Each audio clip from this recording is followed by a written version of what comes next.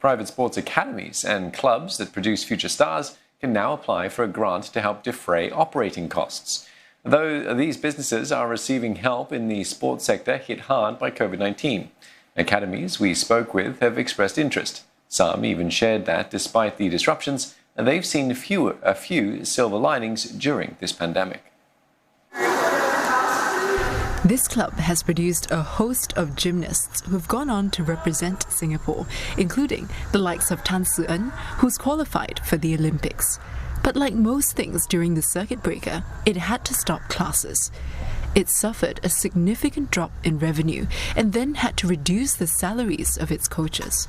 And while classes have resumed, not all have returned, which meant the club could not fill up its 3-story gym.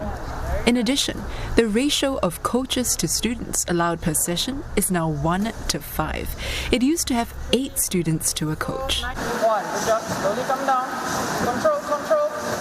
In order to address this problem, we looked around to see if we can get part-time coaches. And while we are working hard on it, we see that other clubs are having the same problem. So they also try to get coaches. So we see a bit of a resource crunch on that side. This swimming school used to hold trainings in private facilities, but that too had to stop. And when training could resume, it got help from the authorities with alternative venues, like the Toa Payoh Swimming Complex. Despite the challenge and the lack of competition, there have been positives. This coach has seen some of his young swimmers clocking personal bests. I think the swimmers benefited from extended rest, and then we have been working more on land. So working the core, working on coordination, and the swimmers, before we didn't put a lot of emphasis on that. I think last time the mindset was, well, we have to keep swimming. This bunch is also seeing benefits from the extended break, according to their coach. During the circuit breaker, they were put through strength and conditioning programs over Zoom to build fitness and agility.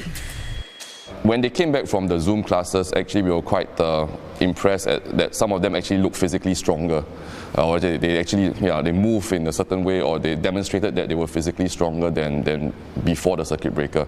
So I think that was one of the few silver linings. I think fencing is a sport where explosiveness is important. There is a lot of core strength required, and at the same time you have to be really quick and really fast to exploit certain openings from your opponent. With more training time, he's also encouraging them to try out different tactics and to take bigger risks. That's because the young fencers usually keep to safer tactics during competitions where stakes are high. I think that is a huge first step forward towards becoming a more complete fencer.